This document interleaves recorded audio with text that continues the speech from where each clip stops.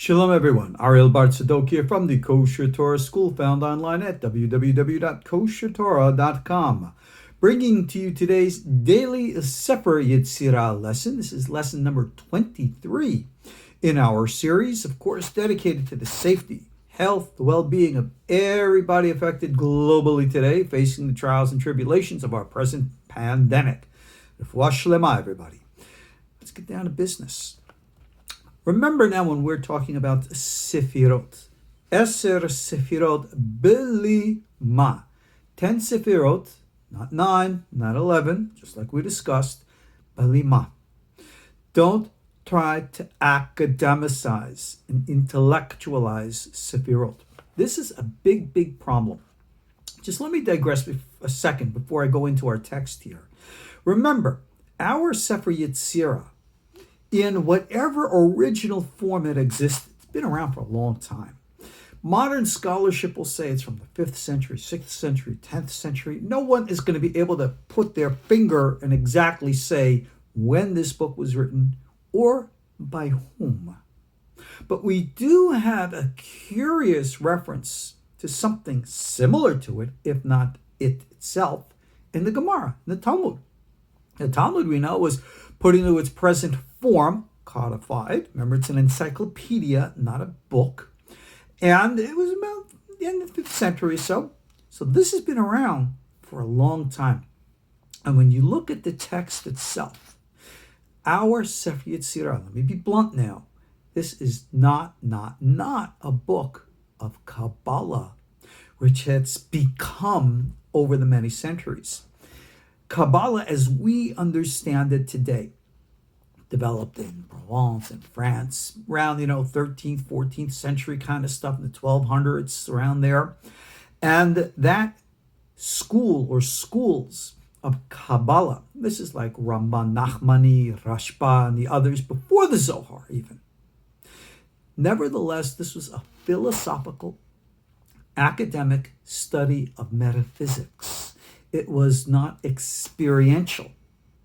And the only ones who were experiential were the ancient ones, referred to in the Gemara as the old schools of Ma'aseh Merkavah, and of course, Ma'aseh Bereshit, secrets of the chariot and the secrets of creation. Our book is the secret of creation. But at the same time, our first chapter deals with Sefirot. And this might be, the Sefer Yetzirah, might be the oldest reference to Sefirot that we might actually historically have in any literature. But when we look at these Sefirot in this chapter, you will see that they're very different in description than all the later Kabbalistic literature. Nowhere are the 10 Sefirot given names here, like Keter, Chochmah, Bina, like Rabbi Chaim, our commentator, has, as all of later Kabbalah has. The original text was a meditative guide to the experience of the Sefirot.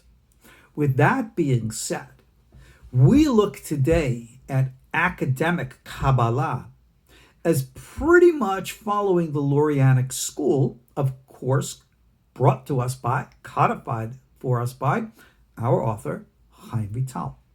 But most people don't know the true parameters of Hayim Vital. I laugh when I think of the man, the rabbi, because Hayim Vital, if he were alive today, probably would not in any ways fit in to the religious community.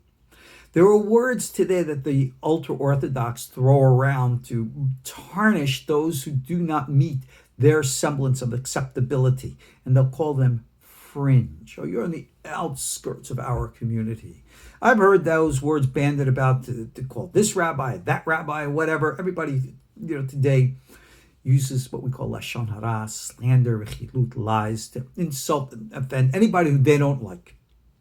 Well, one of those terms, fringe, all right? You're on the outskirts of our community. You're not really in it.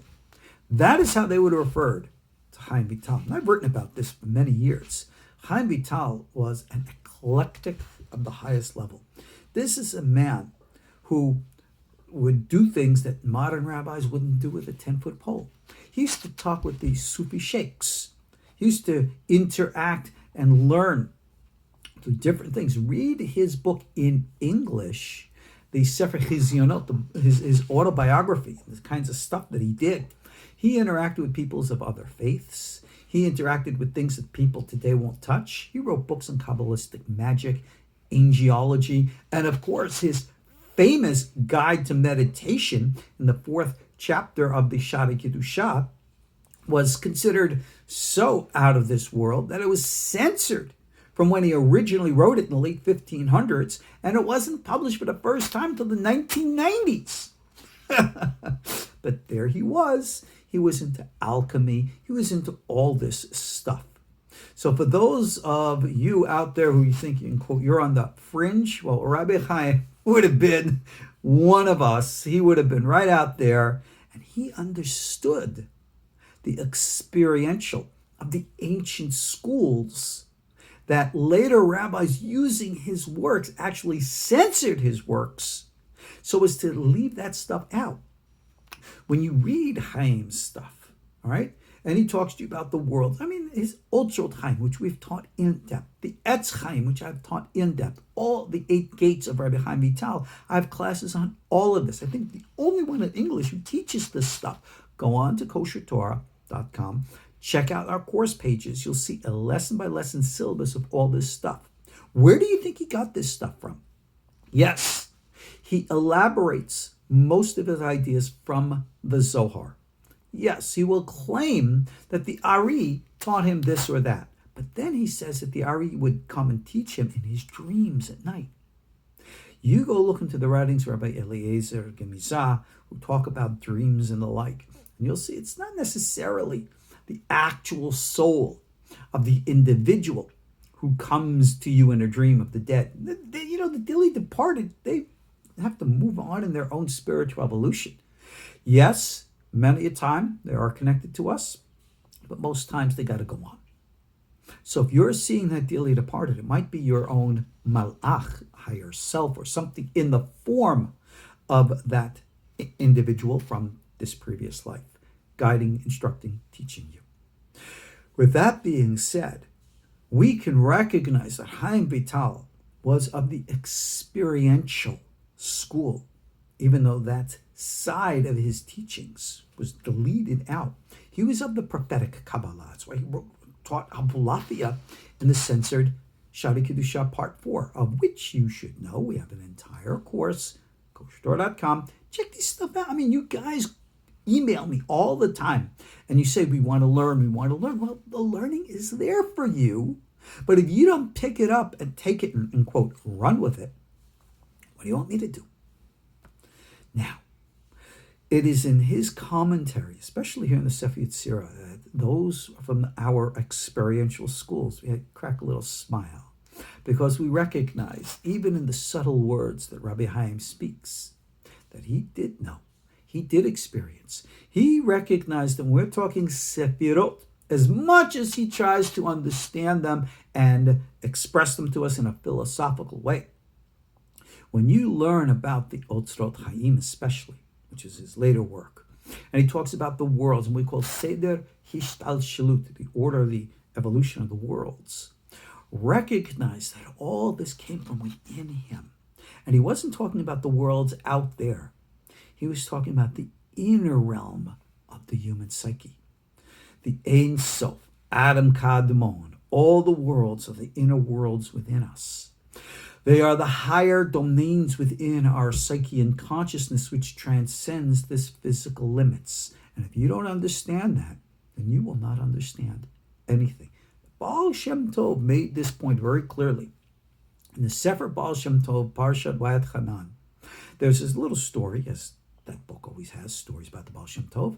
He saw a guy publicly teaching Kabbalah. And he told the guy, you shouldn't be teaching Kabbalah publicly. The guy was stunned and said, hey, you teach it publicly, why shouldn't I? Pretty much to paraphrase, the Baal Shem Tov said, because you are teaching these things as external realities. You don't get it. That all the Sefirot and parts of these are internal realities. And by you not understanding that, you're making a division, a separation. You are guilty of the greatest of Kabbalistic sins, as they would call it, of kotzetz netiyot. You're ripping up the roots. You're destroying the essence of the teaching. So you must learn from this the right way, and that is experience. But how do I experience that which is belima? Well, let's talk about it, right? Wrong. Mishna 8 tells us, Balum picha melidaber. Silence your mouth from speech. Velibecha melihacher. Silence your heart, your emotions, your passion from contemplating these things. This is not the way to do it. As we know, there is light which comes down. We call that Or Yashar. And there's light which goes up called Or Choser, symbolized again by Jacob's ladder. Angels go down, angels go up. We talked about this in our previous class, the cyclicity of things, right? The over movement, like that Taoist type of move going back and forth, okay? But you have to receive it. That's why this teaching is called Kabbalah. The original word Kabbalah means the reception of the prophet traditions from the biblical prophets. Shh! Be quiet. Open yourself up to receive. And in the reception, there is movement, there is flow. And that is why the biblical prophets would have dance, they'd have music. Not like this oy Hasidic stuff today, which in my opinion is worthless. I'm sure to some who embrace it are going to be offended by my opinion, and they're going to consider themselves going places. But remember, a clear mind, concentrated focus. And I say this because I know certain people of those orientations terribly involve themselves in the use of illicit mind enhancement drugs, even pot smoking. Very bad and negative. You smoke pot, I guarantee you will never, ever, ever have an authentic spiritual revelation. You can send me 1,000,000 emails, none of it's going to count. Because as long as the mind is clouded, which is what pot does to the brain cells, you will never have clarity. That is the libecha lehacher, for those people who try to run after this stuff. In the beginning, it says, God spoke. Remember, let there be and there was. What did he speak? Words. The first word, according to the Torah, that we know is Yehi, the letter Yod. But the first letter of the Torah itself is Bet, Bereshit. What comes before Bet? The Aleph. So if I have to be quiet, what is the silence that comes before speech? It is the breath. It is the Aleph of breathing. So therefore, if you do not have the silence before the sound, the stillness before the movement, you will never experience the Sephirotic reality. And in that silence, which is the Aleph, in that stillness, which is the stoppage of movement, this is the silence of the mouth. Remember, we said the tongue is the covenant. It's the establishment, all right? Has to be silenced to receive. And the reception has to be clear. I remember Rav Sharabi, Alav Shalom, was the head of the Mikubalim in Yerushalayim, and Rav Kaduri, Alav Shalom, big two Kabbalists. I had the honor of actually studying with these great and holy rabbis. And they both said to me directly, anybody who uses any kind of drugs, they reject as a student in the inner circles. I saw it with my own eyes back in the 1980s. Ooh, dating myself. But getting back to our point here. Rabbi Chaim writes, the whole concept is here is don't think that you will ever grasp mahut hasvirot, the essence of the svirot. Many people come to the study of Kabbalah academically. I'm going to understand this. And I see people writing books and books and explanations. It drives me nuts of how great the human imagination is and how far it can go without it really touching the experience of the reality of what we're dealing with. Rabbi Chaim says, even to the level of the Malchut of Atzilut, don't think that you're going to be able to grasp. What is the Malchut of Malchut of Atzilut? Remember, our physical world in which we exist is called Malchut. And the ideal, the essence of what our world is that's like the Atzilut of Malchut. Even the ideal of our experiential reality, all right? We will never, ever grasp and put your thumb on to finally get. How do you grasp the entire ocean? You don't. You can just take some sips of it. Listen. Can you hear that in the background? That's my darling Sierra having her little morning drink. How appropriate. Listen to her. All right? I don't believe there's any such things as disruptions or coincidence, okay? She's drinking. So are you. That's the point. Now, she has a whole bowl of water right behind me. How much is she able to drink? As much as she needs. How much are you able to take in of Sephirotic reality? As much as you're capable. This is why no one is actually capable of taking in the whole thing. When I take Sierra's bowl, there's a simple example. I fill it up, across the way here from the tub. And the tub, you fill it up with water, okay? I can keep filling and filling and filling. And she can keep on drinking and drinking and drinking and drinking, right? No, it doesn't work like that. You gotta turn it off. The bowl gets full. She drinks till her tummy gets full. Same thing with Sephirotic reality. Don't try to take too much. Don't academicize and intellectualize this. The great secret, and this is the danger, it says here,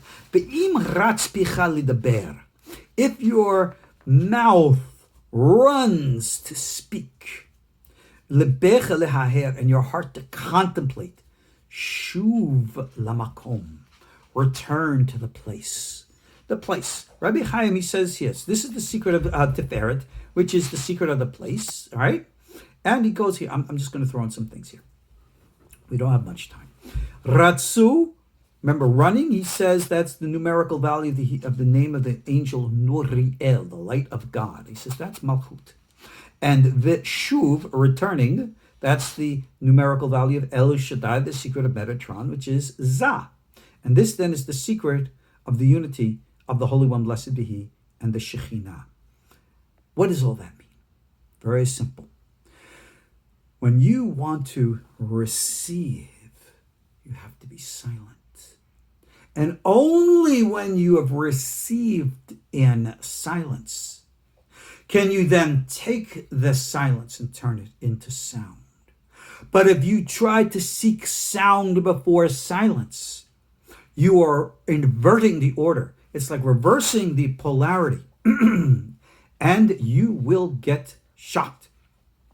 This is exactly what happened in the Garden of Eden when Adam and Eve ate of the proverbial tree of knowledge, good and evil, before they ate of the tree of life.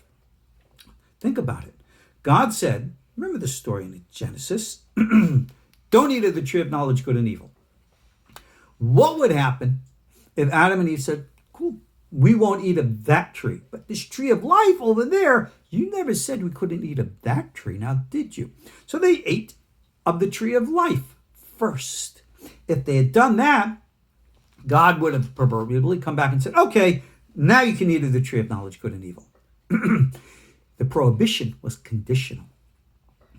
All of this is metaphorical, symbolic teaching, which is discussed by none less than Hayim Vital in the Shara Psukim.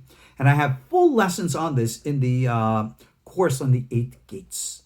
But it's vital to understand the nature of proper preparation. In the experiential realm, when we come to experience Sefirot, the oldest schools of Kabbalah, the oldest schools of authentic secrets of the Torah tradition, the first things you are taught is silence. And only then do you learn to speak. The Sefirot need to be experienced. Yes, you can reach out and try to contemplate, but be careful. Imratz lebecha leharher. If your heart runs to contemplate, return to the makom. The makom is called the tiferet, the higher inner self. Without that connectivity, you will forever be disconnected. And the higher inner connectivity requires clarity, chokhmah, bina, dat, remember the mind and all that stuff. not a clear philosophical academic perception. Because the more you try to put stuff under your thumb and say, this is the way it is, this is the proper way, as I've seen so many books and writers today do, you have literally constructed a phantasaical limitation, and you have locked yourself in to a reality of your own making, which will forever prohibit you and restrict you from experiencing the greater reality. I see I've ran out of time. Hey, we're going to pick this up because this is important stuff. Check us out online at KosherTorah.com. See our courses. I'll see you in our next class. Stay safe, guys. Be good. Talk to you all soon. Shalom.